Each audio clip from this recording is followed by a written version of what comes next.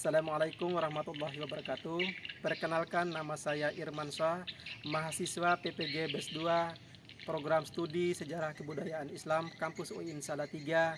Dalam hal ini, saya akan mempraktekkan video pembelajaran untuk penilaian ujian kinerja di kelas 7C MTSN Sumba Timur dengan materi Sejarah Dakwah Nabi Muhammad SAW pada periode Mekah. Demikianlah video perkenalan saya pada kesempatan kali ini. Saya akhiri. Wassalamualaikum warahmatullahi wabarakatuh. Assalamualaikum. Waalaikumsalam. Ya mun. Assalamualaikum warahmatullahi wabarakatuh. Bibi, Uri, Safa, Zahira, Maulana, Fatin, Anggun,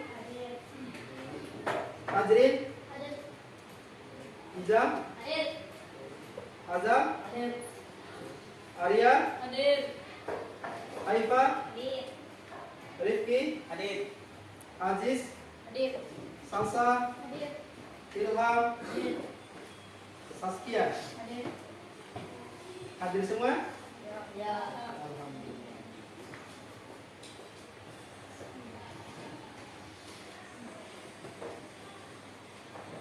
Ya, bagaimana kabarnya hari ini? Alhamdulillah luar biasa. Allahu Akbar. Harus semangat. Ulang, bagaimana kabarnya hari ini? Alhamdulillah luar biasa. Allahu Akbar.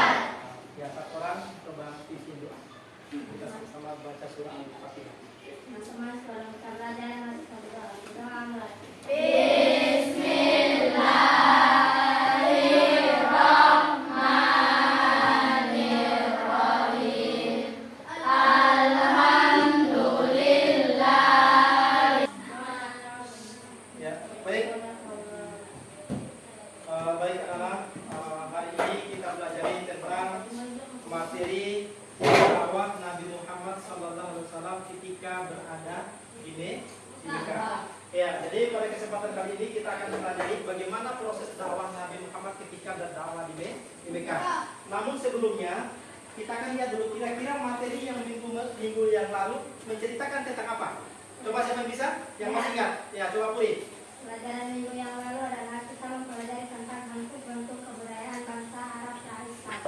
Misalnya, 1. Menyembah berhala, 2. Mengubur hidup baik perempuan, 3. Perempuan dijadikan budak, 5. Berjudi, 4. Berjudi, 5. Saling bertikai. Iya, jadi ada keterkaitan antara materi yang kita bahas hari ini dengan materi yang minggu yang lalu. Jadi materi yang minggu yang lalu adalah menceritakan tentang apa tadi Puri? Bentuk-bentuk kebudayaan yang dilakukan oleh masyarakat mereka. Salah satunya adalah apa tadi? Menyembah berhala. Menyembah berhala. Yang kedua, mengubur hidup-hidup bayi perempuan. Jadi materi yang minggu yang lalu ada keterkaitan dengan materi yang kita bahas pada hari ini. Sebab materi ini adalah akan berbicara bahwa proses yang dilakukan oleh dakwah Nabi ketika berada di Mekah. Oke, masih keterkaitan dengan sebagai pertanyaan tematik. Ya, oke. Apa yang dimaksud dengan dakwah atau berdakwah? Siapa yang bisa? Coba. Oke, apa lagi? Oke, apa lagi? Oke, coba lagi. Coba, apa yang maksud dengan berdakwah? Oke, mantap. Tepuk tangan. Oke. Secara umum dakwah itu ada dua. Coba siapa yang bisa? Coba.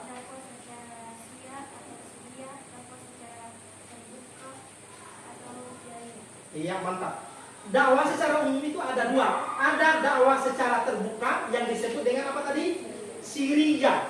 Dan yang kedua, dakwah secara terbuka disebut dengan jahriyah. Oke, baik, kita masuk di pelajaran yang kita bahas pada hari ini. Ya, tujuan kita mempelajari materi hari ini adalah yang pertama, coba Puri baca pertama. Analisis misi dan strategi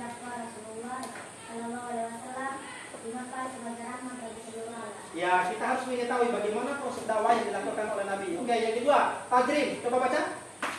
Menjelaskan strategi dakwah Nabi Muhammad SAW dalam menghadapi berbagai hambatan dan tantangan dalam dakwah Islam. Ya, seperti apa strategi yang dilakukan oleh Nabi. Yang ketiga, coba.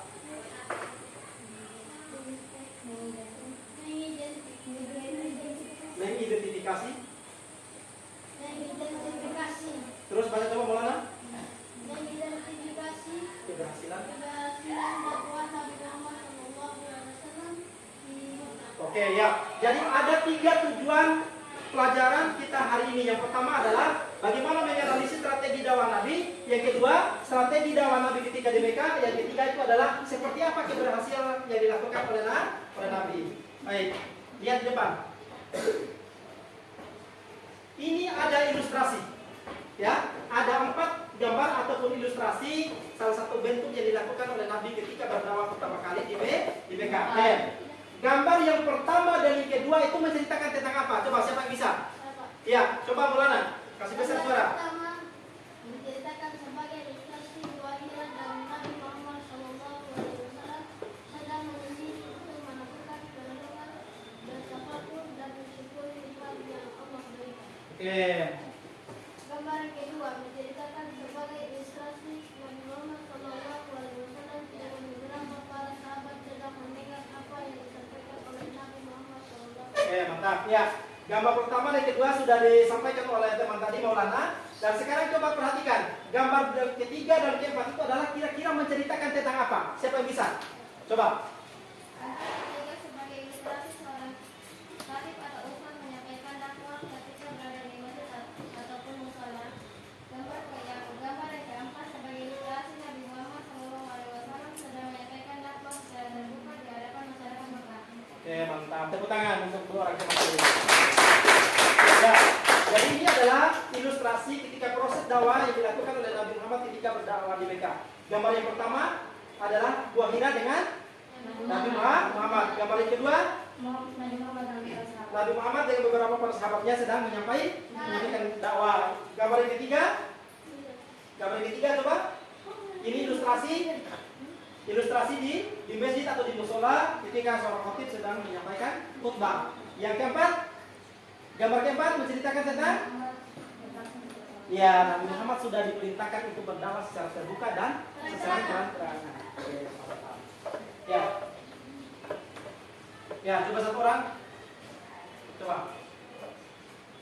Di belakang, coba. Maulana, coba baca. Baca. Riwayat singkat dari Nabi Muhammad. Riwayat Nabi Muhammad SAW. Nabi Muhammad SAW lahir 12 Rabiul Awal tahun 571 Masehi ke 1 April 571. Terus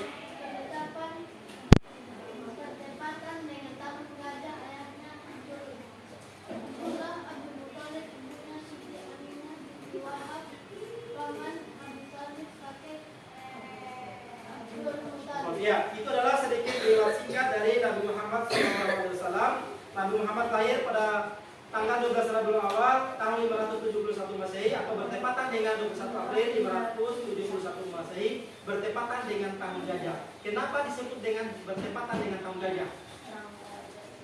Ayo, siapa bisa jawab?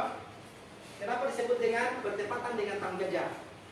Karena ketika Nabi Muhammad lahir, ada Raja Abraham dengan segerombolan pasukan gajah yang berjumlah pada saat itu kurang lebih 1000 ekor gajah ingin menghancurkan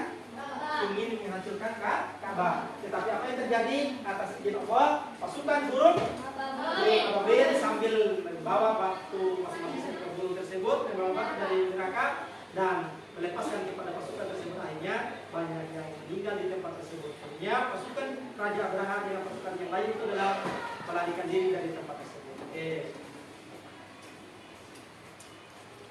Ya, slide yang kedua menceritakan tentang ini adalah salah satu awal mula dari proses Nabi Muhammad diangkat menjadi seorang nabi dan rasul. Ini surah apa? Surah apa? Surah Al-Alaq ayat 1 sampai 5. Jadi ini adalah yang membuktikan bahwa Nabi Muhammad diangkat menjadi seorang apa? Seorang nabi. Surah ini adalah sebagai pembuktian bahwa Nabi Muhammad sudah resmi diangkat menjadi seorang nabi. Oke. Siapa yang tahu apa bedanya nabi dengan rasul? Oke, coba Puri. Nabi menerima wahyu untuk diri sendiri dan Rasul menerima wahyu untuk disampaikan kepada orang lain. Ya, coba ulang. Siapa bisa dengar tadi? Apa bedanya nabi dengan rasul? Coba.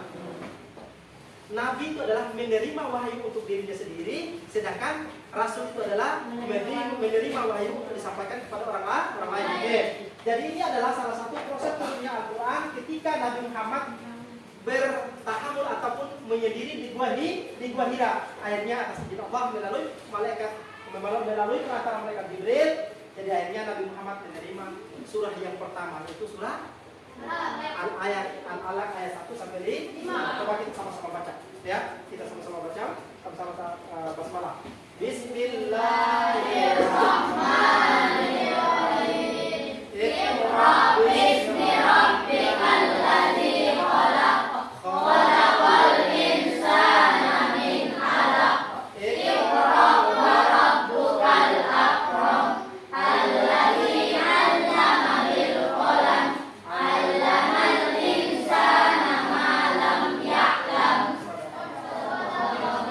Pertanyaannya adalah, apa bukti kalau Muhammad itu sudah diangkat menjadi seorang nabi? Buktinya adalah, coba Tajri. Buktinya adalah, iya, bukti Muhammad diangkat menjadi seorang nabi itu adalah beliau sudah resmi menerima surah Al-Alaq ayat 1 sampai 5 ketika beliau berada di Gua Hira. Oke. Setelah itu Nabi Muhammad setelah menerima surah Al-Alaq ayat 1 sampai 5, jadi kali itu adalah secara sembunyi-sembunyi atau secara siriyah. Pertanyaannya adalah, kenapa Nabi tidak langsung berdakwah secara terbuka? Kenapa Nabi tidak langsung berdakwah secara terbuka? Coba ya. Kenapa Nabi tidak langsung berdakwah di lapangan umum atau di tempat yang terbuka? Karena Nabi takut itu adalah dengan ancaman dari orang kafir. Oke. Saya ulang tadi. Dakwah tadi secara umum ada berapa tadi? Ada berapa?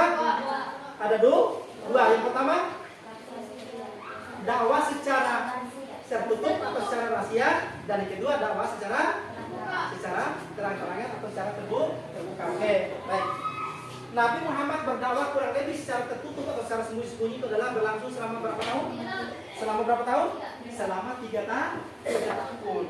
Dan selama 3 tahun itu adalah ada beberapa orang yang masuk Islam. Itulah yang disebut dengan as-sabiquna al-awwalun. Apa yang disebut dengan itu? Apa yang disebut dengan as-sabiquna al-awwalun? Coba. Orang-orang yang pertama kali masuk Islam. Iya, betul sekali. As-sabiquna al-awwalun itu adalah orang-orang yang pertama kali masuk Islam. Coba sebutkan siapa mereka yang masuk Islam.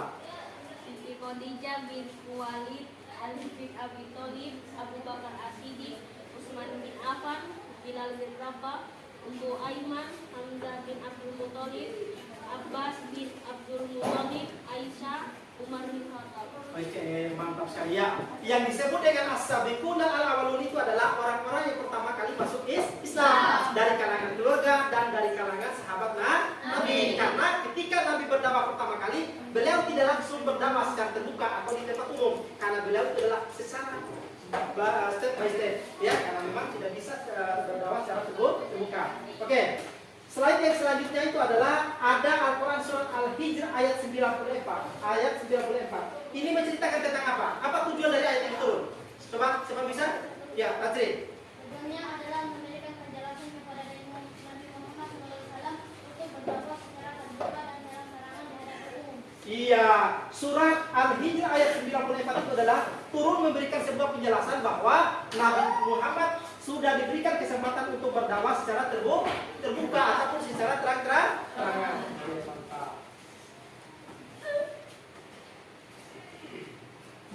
Ya, ini adalah perhatian atau prioritas yang dilakukan oleh Nabi Muhammad ketika berdakwah di Mekah pertama kali. Coba, siapa bisa jawab? Coba, silakan. Ya, seperti apa? Ya, Puri? Ya, pertama kali dilakukan oleh Nabi ketika meninggalkan kota Mekah itu adalah pertama itu adalah meluruskan akidah atau mengajarkan tauhid. Yang kedua, iya betul. Nabi Muhammad itu adalah mempelajari bagaimana kondisi ekonomi, bagaimana kondisi sosialnya, bagaimana kondisi religiusnya masyarakat Mekah untuk beliau takutkan pada saat itu. Yang ketiga, memberi kabar tentang hari pembalasan. iya, memberi kabar tentang hari pembalasan. Yang keempat, merubah perilaku masyarakat jahiliyah seperti apa yang dikatakan oleh Puri tadi. Salah satu bentuk yang dilakukan oleh masyarakat Arab itu adalah pertama kali apa? Pertama, menyembah berhala. Yang kelima, ya, mendengarkan dan melindungi hak asasi manusia. Mantap. Yang berikut, ya, seperti apa respon masyarakat Mekah ketika Nabi Muhammad berdakwah? Coba, siapa bisa? Coba, ya, coba Maulana, respon masyarakat Mekah ketika berdakwah. Coba baca. Penyiksaan dan pembunuhan terhadap sahabat Nabi. Oke, mantap. Oke, coba perhatikan. Stop dulu. Ya, jadi salah satu tantangan, salah satu respon yang diterima oleh masyarakat Mekah ketika Nabi berdakwah adalah penyiksaan yang dilakukan oleh orang-orang kafir terhadap sahabat dan Nabi. Yang kedua apa? Ketakutan dan kehilangan kekuasaan. Ya, orang Arab pada saat itu kalau menerima dakwahnya Nabi, maka mereka itu adalah takut dan hilang kekuasaan. Oke, yang ketiga? Hilangnya status sosial. Oke, yang ketiga hilangnya status sosial. Yang keempat? Hilangnya dagangan patut.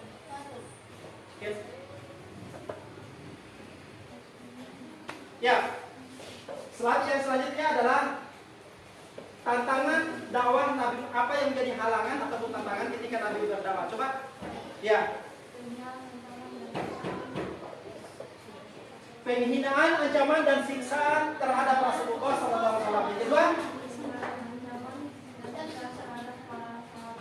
oke, penghinaan dan ancaman terhadap sahabat juga. Oke, yang ketiga,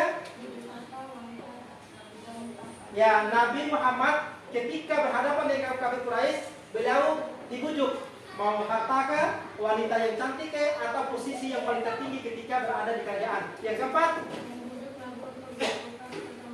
ya, Nabi Muhammad juga diminta untuk menunjukkan sesapaan. Oke, mantap.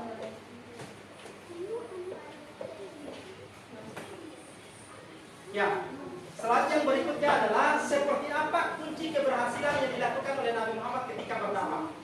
Coba, ya.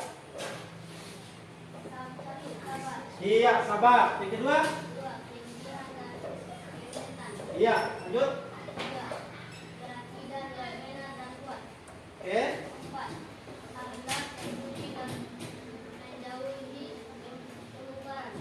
Oke.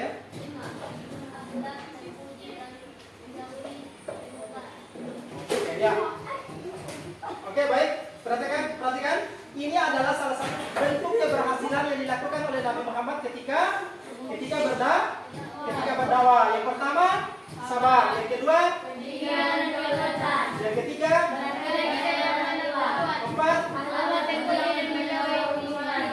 yang kelima,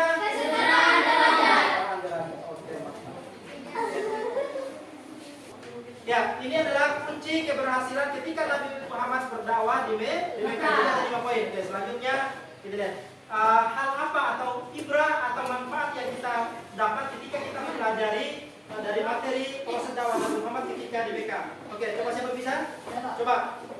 Apa hikmahnya?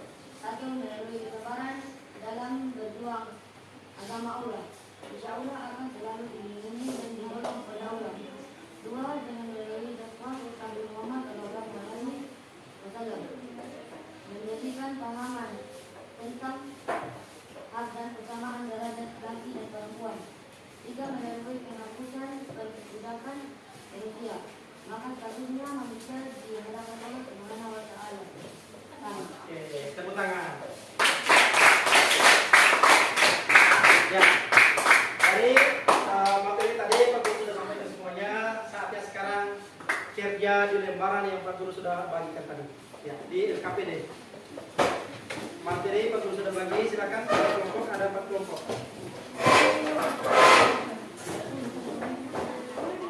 Silakan.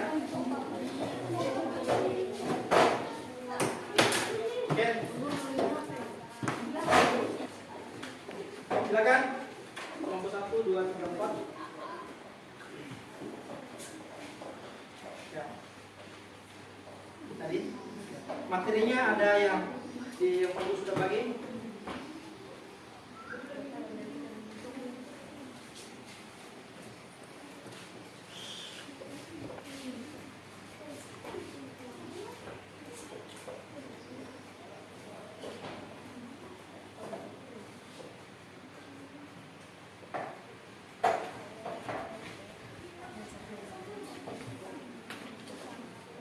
Ingat, semua teman-teman harus sama-sama aktif.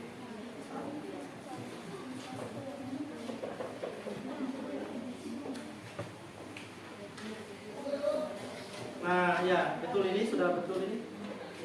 Tinggal nomor 2. Ya, tugas sudah? Oke, jadi ada 4 kelompok. Coba perwakilan dari kelompok 1 dengan kelompok 3. Ya, coba Puri. Coba dijelaskan seperti apa respon masyarakat Mekah ketika Nabi Muhammad berdakwah di Mekah. Respon masyarakat Mekah terhadap Muhammad Sallallahu Alaihi Wasallam.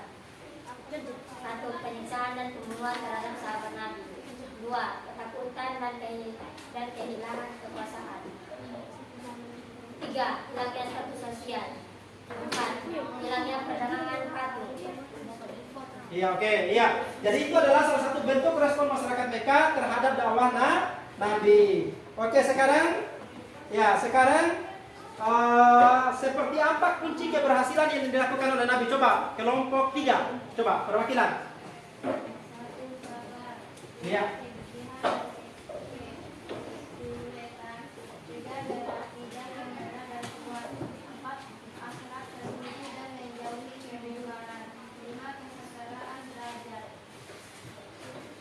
Sudah? Oke, mantap. Begitu. Coba LKPD-nya tadi, coba dikumpul LKPD saja. Ya, LKPD saja. LKPD. Ingat, jangan lupa tulis nama temannya di bawah. Bawa sini. Bawa sini, bawa sini. Oke. Bawa sini, lembar kerja peserta didik. Bawa sini.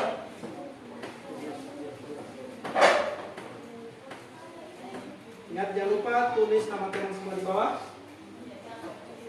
Oke, mari sini.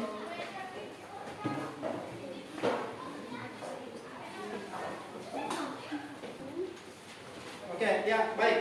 Tadi dari 4 kelompok sudah mengerjakan semua tugasnya dan alhamdulillah Pak Guru sementara cek sudah lumayan. Ya, nanti Pak Guru baru kasih nilai. Ya, sekarang sebelum kita menutup pertemuan kita pada hari ini, Pak Guru mau mendengar seperti apa bentuk pemahaman dan penguasaan kalian pada materi yang Pak Guru sampaikan tadi. Pak Guru mau cek coba di perwakilan putra dengan putri.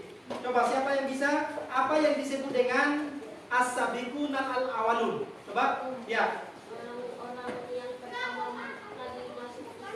Iya, as-sabiqun al-awwalun itu adalah orang-orang yang pertama kali masuk Islam. Coba sebutkan seperti apa orang-orang pertama kali masuk Islam? Atau siapa saja yang pertama kali masuk Islam? Coba disebutkan. Siti Khadijah binti Khuwailid, Ali bin Abi Thalib, Abu Bakar As-Siddiq, Utsman bin Affan, Bilal bin Rabah, Ummu Aiman, Hamzah bin Abdullah, Abbas bin Abdul Muttalib, Aisyah, Umar bin Khattab. Oke, mantap. Ya, yang kedua, hal apa yang pertama kali Nabi lakukan ketika berdakwah di Mekah? Coba siapa bisa? Ya, coba. Coba.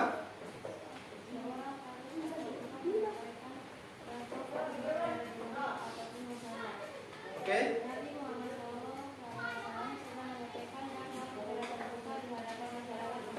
Ya, oke. Itu saja. Ya, yang kedua, yang ketiga. Coba, apa buktinya kalau Nabi Muhammad sudah diangkat menjadi seorang nabi dan rasul? Coba. Apa buktinya? Coba Tajrim. Nabi menurunkan wahyu surat Al-Alaq ayat 1. Ya, buktinya bahwa Muhammad sudah diangkat menjadi seorang nabi dan rasul itu adalah beliau menerima wahyu surah Al-Alaq ayat 1 sampai 5. Oke. Ya, sebelum kita menutup pertemuan kita pada hari ini, Pak Guru mau mendengar dari beberapa teman kalian. Kira-kira siapa yang bisa memberikan kesimpulan dari materi yang Pak Guru sampaikan tadi tentang bagaimana sejarah dakwah Nabi pada periode BK? Coba. Iya. Oke, seperti apa? Coba kasih besar suara sedikit.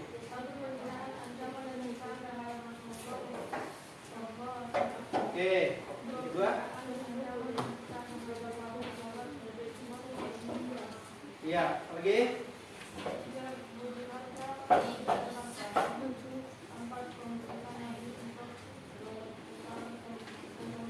Oke, ya. Apalagi materi yang Pak Guru sampaikan tadi? Coba siapa yang memberikan kesimpulan? Ya, iya. Iya, kunci keberhasilan ketika Nabi berdakwah di Mekah. Coba seperti apa? Coba disebutkan. 1. Sabar. Sabar. Apalagi? Kegigihan dan keunikan. Iya. 2. Berakidah yang benar dan kuat. Oke, apalagi? 4. Akhlak terpuji dan menjauhi kemungkaran. Oke. 5. Akhlak terpuji dan menjauhi kemungkaran. Oke, mantap. Oke, siapa lagi yang bisa memberikan kesimpulan dari materi yang Pak Guru sampaikan tadi? Ya, tentang apa? Ya, hikmah atau ibrah dari materi sejarah dakwah Nabi pada periode BK. Coba, seperti apa? 1. Melalui kesabaran dan berjuang agama Allah. Allah akan selalu dilindungi dan ditolong oleh Allah. Oke. 2. Dengan melalui dakwah Nabi Muhammad SAW memberi pemahaman tentang hak dan kesamaan derajat laki dan perempuan. 3. Melalui keputusan berpendapat sosial, maka seharusnya manusia kepada Allah Subhanahu wa Ta'ala sama. Iya. Jadi tepuk tangan untuk ketiga teman dan beberapa kesimpulan dari materi yang tadi. Ya. Tadi ada tantangan, oke perhatikan. Ya. Ada tantangan yang dilakukan oleh Nabi ketika berdakwah, ada penghinaan, ancaman dan siksa terhadap Rasulullah, ancaman dan siksa terhadap sahabat. Yang ketiga, bujuk harta wanita dan tata. Yang keempat, Nabi dibujuk untuk bertukar sesembahan. Dan yang disampaikan oleh Ijam tadi, kunci keberhasilan yang dilakukan oleh Nabi salah satunya adalah sabar. Apalagi? Kegigihan dan keunikan. Yang ketiga, berakidah yang benar dan kuat. Yang keempat, alat terpuji dan menjauhi kemungkaran. Dan setelah itu ada materi tentang hikmah atau ibrah yang bisa kita ambil dari proses dakwah Nabi Muhammad ketika berdakwah di Mekah. Apa tadi? Salah satunya adalah bahwa dengan sabar kita akan mampu menaklukkan salah satu tantangan sehingga Nabi mampu berdakwah di Mekah dalam waktu yang begitu singkat dan tidak terlalu membutuhkan banyak orang-orang ataupun sahabatnya. Oke. Sampai di sini ada yang mau bertanya? Ada yang mau bertanya? Tidak ada? Oke, kalau begitu Pak Guru yang bertanya. Kalau siswa tidak ada bertanya, Pak Guru yang akan mempertanyakan kepada peserta didik. Oke. Kalau berdakwah itu ada dua secara umum. Ada berdakwah secara terbuka dan ada berdakwah secara tertutup. Pertanyaannya, kalau berdakwah secara terbuka disebut apa? Berdakwah secara tertutup secara apa? Disebut apa? Ya, kalau berdakwah secara tertutup itu disebut Syria. Kalau berdakwah secara terbuka disebut Jahriyah. Ya, disebut Jahriyah. Oke, baik. Ya, demikian pertemuan kita pada hari ini. Namun sebelumnya kita lihat depan. Ini adalah pelajaran pada minggu depan atau pertemuan yang selanjutnya. Materi yang selanjutnya adalah tentang Nabi Muhammad SAW ya, pada periode Madinah. sejarah dakwah Nabi Muhammad SAW pada periode Madinah. Ya, coba Purit. Apa yang dimaksud dengan as-sabiqunal al-awwal? Ya, pertanyaan dari Puri, apa yang dimaksud dengan as-sabiqunal al-awwalun? Sebelum Pak Guru menjawab, coba mungkin ada dari teman kalian yang bisa menjawab. Ada? Ya, Maulana. Orang-orang yang pertama kali Iya, yang disebut dengan as-sabiqunal al-awwalun adalah orang-orang yang pertama kali masuk Islam. Iya, orang-orang yang pertama kali masuk Islam itu adalah siapa saja? Coba. 1. Siti Khadijah binti Khuwailid. Oke. 2. Ali bin Abi Thalib. Ya. 3. Ya. 5 Bilal bin Rabah. 6 Ummu Aiman. 7 Madah bin Abdul Muthalib. 8 Abbas bin Abdul Muthalib. 9 Aisyah. 10 Umar bin Khattab. Iya, mantap. Tepuk tangan untuk Maulana yang ini. Oke. Ada lagi? Ada lagi yang mau bertanya? Oke, kalau gitu dan secara terbuka. Kenapa Nabi ketika berdakwah pertama kali beliau berdakwah secara tertutup? Siapa bisa jawab? Ya, coba. Menghindari ancaman dari orang kafir Quraisy. Ya, jawabannya adalah alasan Nabi Muhammad berdakwah secara tertutup atau tersembunyi adalah menghindari ancaman dari kaum kafir Quraisy. Tepuk tangan.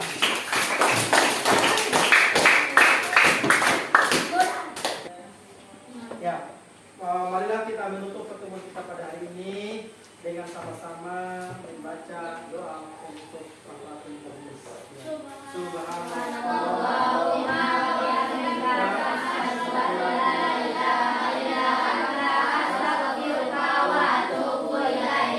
Mari kita juga tutup dengan sama-sama mengucapkan hamdalah. Assalamualaikum warahmatullahi wabarakatuh.